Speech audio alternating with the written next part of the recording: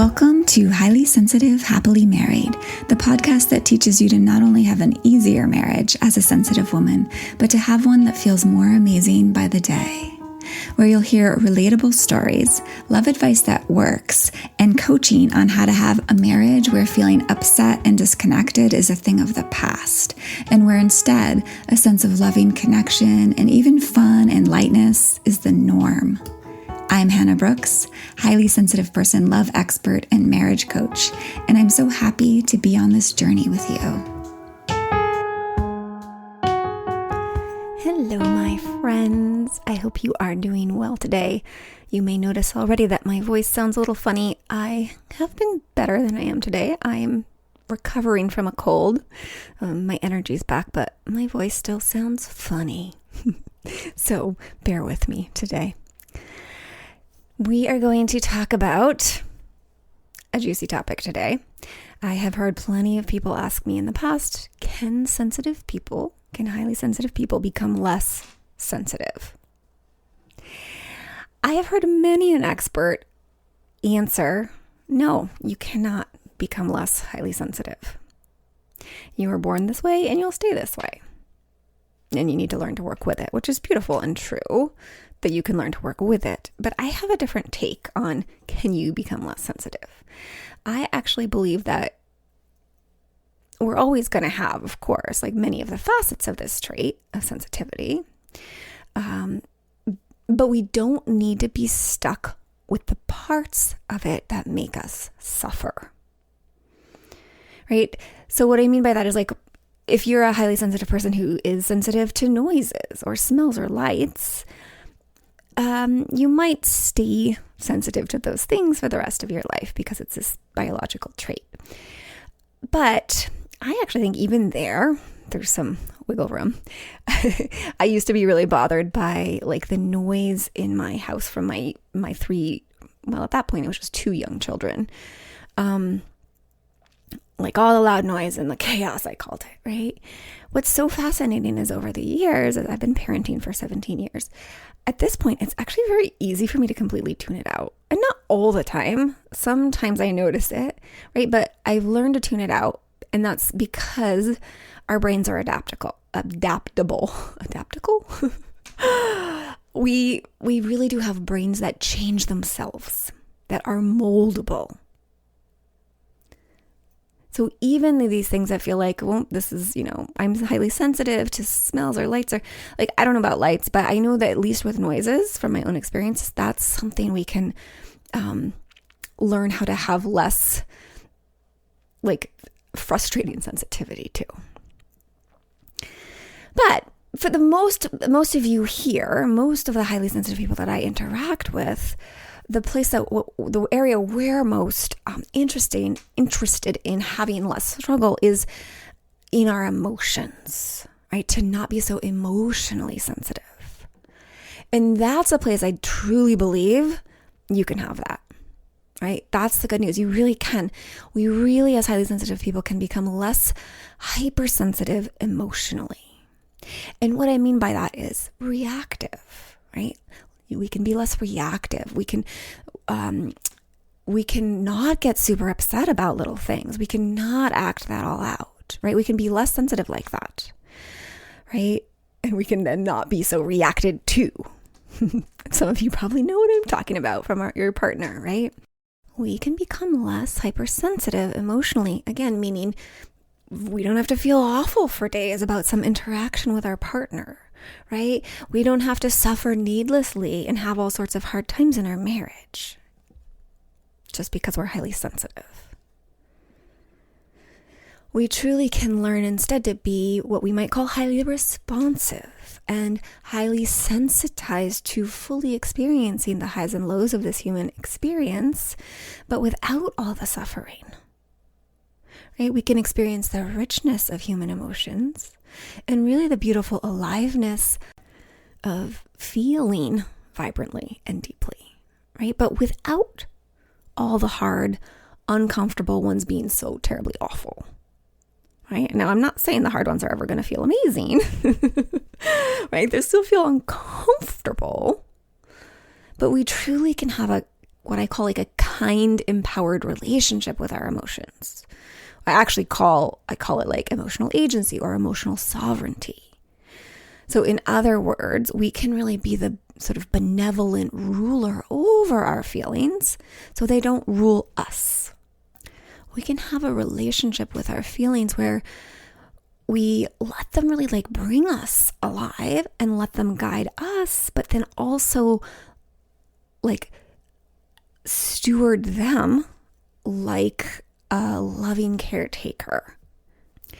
The problem tends to be, as deep feelers, as highly sensitive people living in this particular society, we really haven't been taught how to like not only relate to and handle our emotions, but how to use them to our benefit. Instead, we were taught, by example, to resist, avoid, indulge in, and react out of our feelings. And we are also kind of taught, by example, what I call like trying to control the external as a way to deal with our feelings. Right?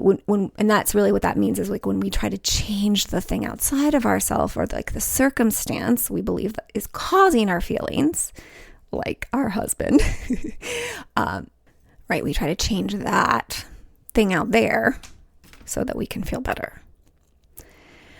And I think that like we haven't been presented a lot of other options from our teachers, from our parents, from the world around us for how to deal with feelings. And so these seem like the only options. These are just the way that we've been taught how to deal with our feelings.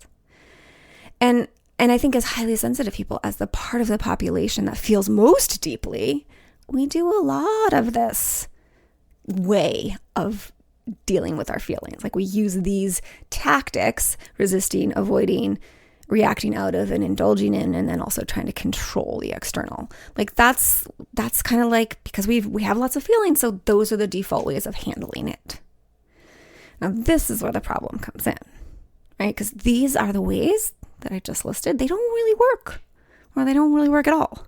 And they tend to lead to more, not less, emotional pain and suffering.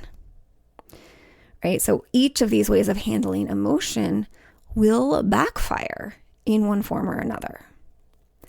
And luckily there are better ways. So I want to dive into these few ways that I just listed that tend to backfire. I want to dive in a little deeper so you can really start the journey of being less hyper emotional and more emotionally sovereign. We really got to understand, like, what are we already doing that's not working, right? In order to then shift into ways that really are so much more conducive to feeling good and having more of what we want in our love lives and our lives in general. So the first two that I want to talk about are resisting and avoiding. They're actually ever so slightly different, but just for the sake of today, I'm going to lump them into one category. So what resisting and avoiding means is simply not wanting to feel our feelings. Like it's a tactic to not feel our feelings, right? So what we do when we're resisting and avoiding is we distract and cover our feelings up. Like we might cover them up with pleasure or anything that we kind of put between us and the feeling, right? So we call this buffering, where we put something between ourselves and whatever the usually negative feeling, but sometimes even positive feelings. Like we might eat when we're feeling sad, right? Or we might work a lot when we're, feeling anxious or afraid of something, right? Or we might even overthink.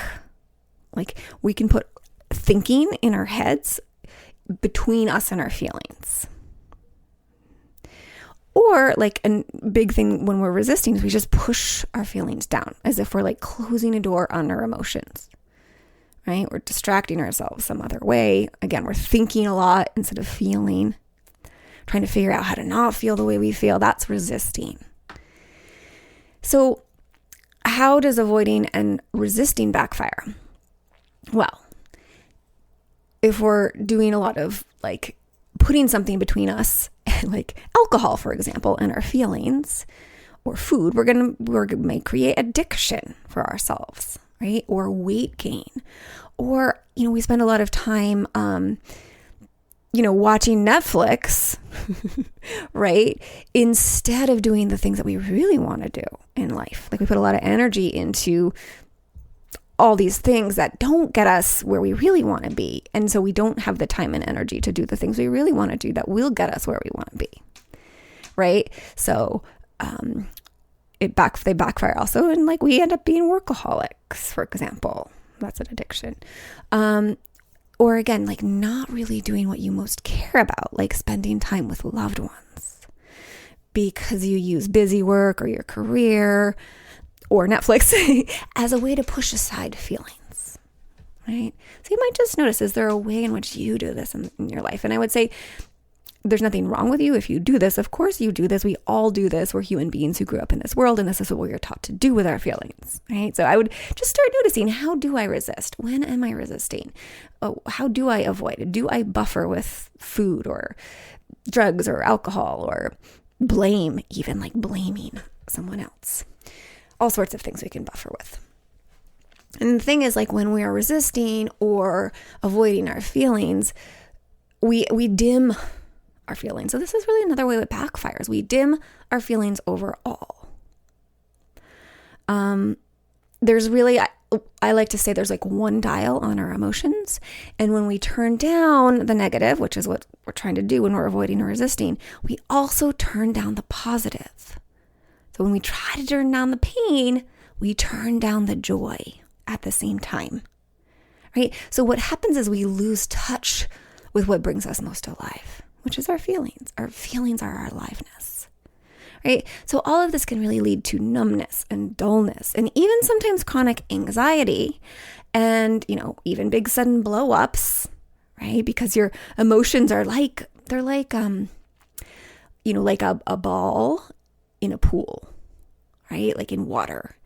If you try to push that ball down, those emotions down into the depth, they'll only push back up, right? And the ball's always like forcing its way back towards the surface, and it will rebound with force, right? That's the same with emotions, right? You can't neatly tuck them under the surface, right? That's really what resistance feels like, is that ball pushing up, right? It creates more tension and stress in our body because it requires energy and struggle to keep them buried and pushed down.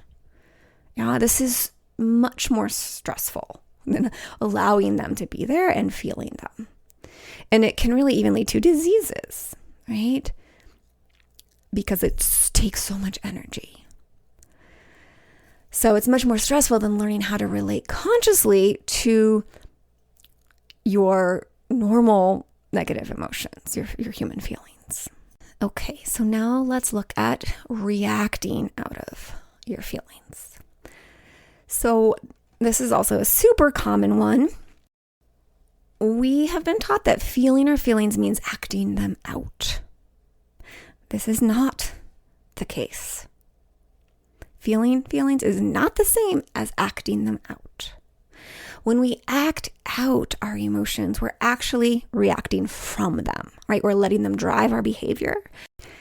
I think of this even as a different form of resisting, because we act them out so as not to feel them, right? We act them out so the energy of them goes out with the action, and then we don't have to feel them as much, right? But it tends to backfire in relationships, right? When we're in a negative emotion and we act that out. A positive emotion that we act out usually doesn't cause much trouble sometimes, but mostly it's like these harder negative ones, like hurt and anger and resentment and etc. When we act those out, it looks like snapping, defending, yelling, blaming, accusing, giving the cold shoulder, criticizing, acting out of this sort of eye for an eye, thinking he doesn't ever say thank you, so I won't ever say thank you, right? It can look like controlling, because that comes from fear we talked about before. It can look like people pleasing. Think about the last argument or conflict you had with your partner. Most likely, in that conflict, you are both reacting to your emotions, right? And unless you have some good conflict skills yourself, and he does too, I bet you didn't get growth and positive transformation from that conflict, right? Because you were acting out your emotions, which when they're in that heightened state, that usually doesn't solve a whole lot, right? And the cool thing about conflict is it actually can lead to transformation, right? But not when we're like just blah, blah, blah, blah, blah, blah, and like accusing each other and yelling at each other. That doesn't usually get us very far. All right. So clearly, like reacting out of our feelings backfires. One of the biggest ways it does is that obviously people don't like when we react out of negative emotion, right? Your partner probably doesn't come closer to you when you're yelling at him, for example, right? He tends to probably react badly to it. Or if you're like totally giving him the cold shoulder, right? Unlikely to bring him towards you in a loving, soft, connected way, right? And so then we just have him reacting to your reacting, right? So then it's just two people reacting to each other. And then, then we've got blame, yelling, cold shoulder, bad othering, right? I like to call it like two nervous systems reacting to each other. And really no one is home in their wise, loving selves. So chronically reacting out of our negative emotions is kind of like a breeding ground for a dissolving marriage. I don't know if that makes sense. When we learn how to respond to our emotions instead and feel our emotions instead, a whole new, much more loving and respect-filled kind of vista opens up for you and your partner, between you and your partner. Okay, so indulging in emotion. That really just means hanging out in the feeling or kind of like fondling it, right? Because it's like comfortable. We sometimes can get kind of comfortable in, not like actually comfortable, but comfortable in our discomfort, like because it's familiar. It's kind of like our lovey, right? Like, oh, my little cuddly thing that I just cuddle and cuddle. Like some of us might do that with like annoyance or resentment. It's just like maybe we've been so used to it. It's just like we want to hang out here. Confusion is a big one we do this with, right? And what happens here is these feelings, we might like to kind of hang out in them because they keep us from having to feel other feelings, right? Like the fear of saying the hard thing or taking a leap, right? Like if you just stay confused, you won't have to decide and feel the fear of going for the thing you want, right? We do this with confusion a lot. It's like it serves us because we don't have to do anything different. Even though it's uncomfortable, we'd rather stay there than take a leap. But then we just stay where we are. Yeah? And so if you ruminate, if you have a tendency to ruminate, you're indulging, right? That's another way that shows up is indulging is like we think and think and think and think our feelings. Instead, and that's not the same as feeling them, right? We stay stuck in a loop in our head and spin and spin and spin and stew and ruminate, right? I would say that's indulging in negative feelings, right? And that's how it backfires is this. It really keeps us stuck. It doesn't keep us, or it doesn't allow us to move forward towards what we want. It keeps us stuck in this uncomfortable place. And that's what's interesting here is this can kind of go hand in hand with reacting. So you can stay in the kind of indulge in like resentment, for example.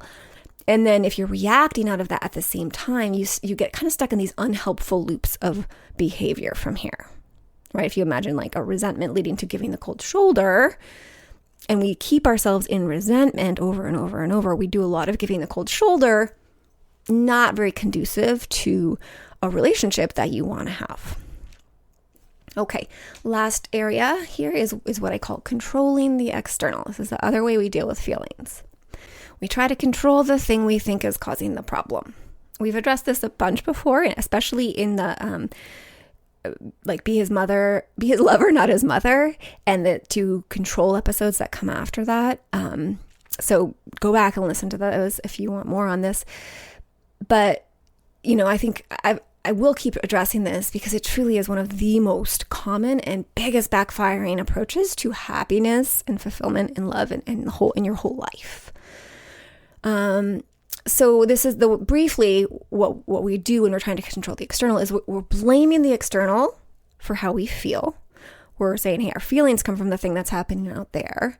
So then what happens when we think that that's the case? We have to go and change or improve the thing out there, like your partner's behavior, right?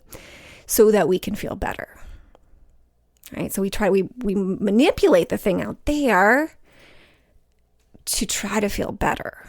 But that really doesn't work, especially in relationships with a partner, right? It totally backfires because, for one, it keeps you totally helpless to truly feel better unless you can control your person or all the things out there in the world, right? And most of the time we can't. Of course, there's some wiggle room, of course, and we can always make requests, right? But when we're so dependent on what's out there to feel better, we end up being very powerless. We end up being frustrated and feeling hopeless to change things. And in a relationship, we might even leave the relationship because we think happiness is out of this circumstance that we have no control over other than to leave it, right? Which I'm not saying there's never there are good reasons to leave a marriage, totally. But by believing that happiness is in the circumstance, you are really limiting yourself, and it's just not true. It's just wrong. And also, most partners don't like it when we try to change them, right? They feel unaccepted. They tend to defend and rebel and dig their heels in against our trying to get them to do things differently or be different, right? So it really creates power struggle and turns love into more, just like a control game and an obligation, instead of, your relationship being about loving and enjoying each other, which is what we really want deep down. So trying to control the external really doesn't work in a marriage. So here's the thing here that I really want to highlight is that our sensitivity, really in the worst sense of the word, is exaggerated or kind of amplified when we use these approaches of relating to our feelings, of handling our feelings, which is actually really great news when you think about it, because it means we can simply learn how to handle and relate to our emotions differently in ways that work so much better and feel so much better. And then our sensitivity, quote unquote, in the worst sense of the word, will not be so hard. So we can learn how to allow our feelings. We can learn how to process our feelings. We can learn how to relate to our feelings in a peaceful, confident way. We can learn how to steward our feelings, meaning guide them, right? Choose them even. So I call the process of learning these skills mastering emotional agency. And we talked about that a little bit more in depth last week. I also call it emotional sovereignty when we get to that place where we have all these skills. We've mastered these skills, these emotional skills, right? When we know how to guide our emotions independently of what our partner does. When we know how to relate to our emotions with kind of a loving sort of power, right? Like a benevolent queen would relate to her beloved subjects, right? And this is really at the heart of what I help people with in their marriages and, in themselves, right? With their sensitivity. Because when we highly sensitive women get good at these skills, we have so much more sway over our experience of our marriage, right? We aren't so reactive. We aren't upset so easily and for so long, right? We don't get lost in the backfiring tactics of complaining and blaming and blowing up and trying to control or acting like his mother, our partner's mother, right? We don't take things so personally. We don't try to numb ourselves with like life depleting substances or activities.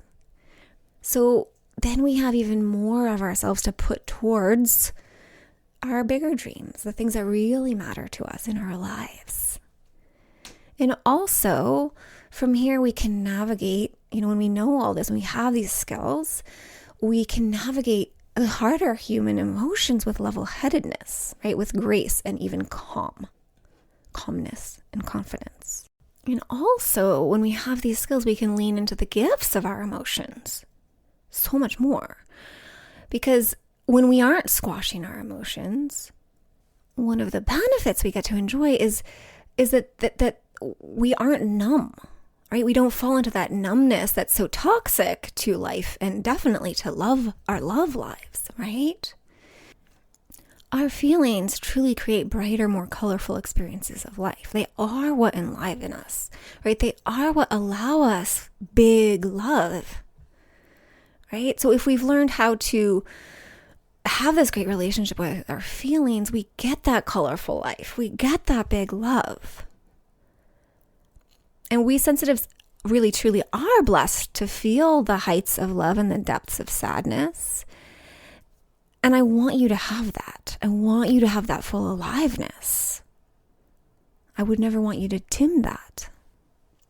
So that's one of the beautiful benefits of not, resisting or avoiding or acting out of your feelings and learning the skills of emotional agency. I have not had to become less sensitive to be happy in my life. I don't numb my feelings or squash them to have peace in my marriage. For example, like when I feel irritation or sadness or whatever, I let myself feel it. I notice the way it colors my whole internal experience. I get really curious about it. The feeling of the heat of it, or the squeezing sting of the tears welling up behind my eyes. Yeah. I allow that feeling to be there, those feelings to be there, and kind of just like watching the sea churn, right? I don't act it out. Now, sometimes I do. I want to be clear here. I'm a human being too. We're not always going to be perfect at this, and we don't need to be. That's what the beauty of this is. Sometimes we fall into that sea and get tossed around and act out of it, right? I certainly do still sometimes. But it's so different than it used to be. And by allowing those feelings, what happens is they move through, and then I'm able to respond in a much a thoughtful way, right? If this is some interaction between me and my husband. Or just think clearly and make good choices for myself once those emotions kind of move by, which they will, because that's what feelings do when we allow them and when we feel them, right? So when we can learn to do this, emotions stop sending us into fits of yelling or running off to hide from our partner in an emotional storm, right? We don't say things harshly that we later regret, that drive wedges between us and our beloved partner, right? When we really know how to handle our emotions, we don't linger in them for days, right? Drowning in their sticky tentacles. I know most highly sensitive people know what that's like, right? Just stew. Instead, we can just feel them, allow them, and move on. Right? And we even can feel them and let them show us where adjustments are needed in our lives, right? After we feel them, we have some insights and some clarity, that conversation was intense. Maybe instead of bringing that topic up right after my husband's second cup of coffee, I'll wait next time to talk about this kind of topic. Right? That's one thing I've learned from my own emotions. Certain things are left to uncaffeinated moments. Our emotions help us see clearer sometimes when we can allow them and feel them and move through them. When we, as highly sensitive women, really do get good at these emotional skills, and I do want to say, I'm not going to give you all the emotional skills here, right? We've been talking about them in various ways throughout this entire podcast. And there's one particular episode that's much more direct on feeling and allowing your emotions. And that is episode 37, How to Feel Safe to Feel Any Feeling. But when we do get really good at the whole slew of these emotional skills that I put under the term emotional agency, we really can respond to whatever arises in our lives and in our marriages well, right? We can have our human emotions, not squash them, right? And still show up with skill, with respect, with openness, with sensitivity in the best sense of the word, right? Like with care. So in other words, we can then use our sensitivity to our own and our loved ones' advantage. Because rather than being at the mercy of our emotions, we're the steward of them, the caretaker of them, right? In a healthy relationship with our emotions. And from there, we have the confidence to handle any challenge that arises between us and our partner, and really in our whole family and even in our lives, which allows us to feel the safest we've ever felt.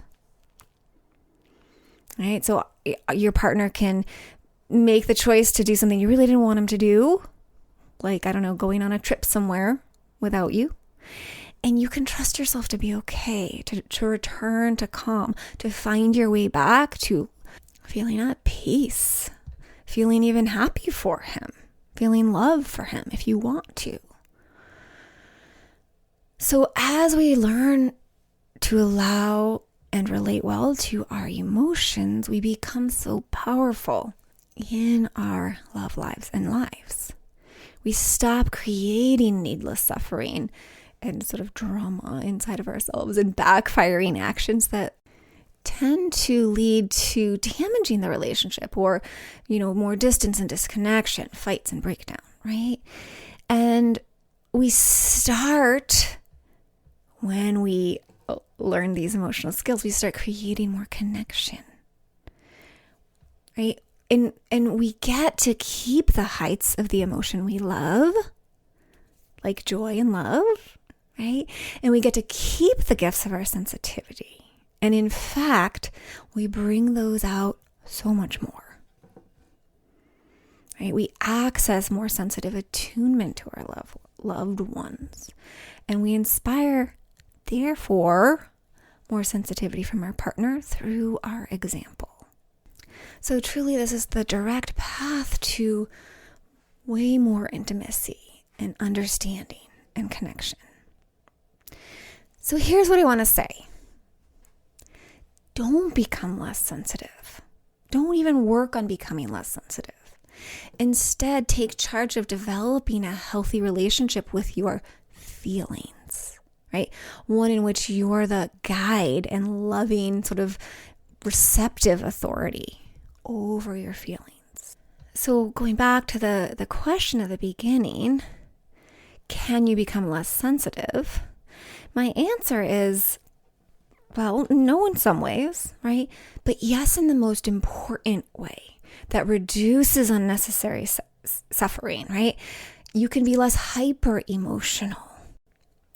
And ultimately, as an extension of this answer, we don't really want to become less sensitive, right? In the best sense of the word. Because sensitivity is a beautiful gift to our marriages and creates the best intimacy and connection and love possible. Now, if you don't believe me on that one or you need some refresher on that, I highly recommend going back and listening to a couple episodes. Episode 3, which is called 10 plus ways sensitive people make the best spouses ever. And episode 46, the sensitive love revolution. Both of those are so good. If you're like, what is the gift of sensitivity? Go check those out. So instead of wanting to be less sensitive, what we really want is less suffering. Yeah? So what I suggest for you is that you start telling yourself that I don't want to be less sensitive. I want less suffering. And that comes from having a more sensitively empowered relationship with your emotions, which of course will allow you to have that same kind of sensitively empowered relationship with your loved ones. So next week, we're going to dive into talking about one of the main hindrances to this inside our own brains. Again, thank you, brain.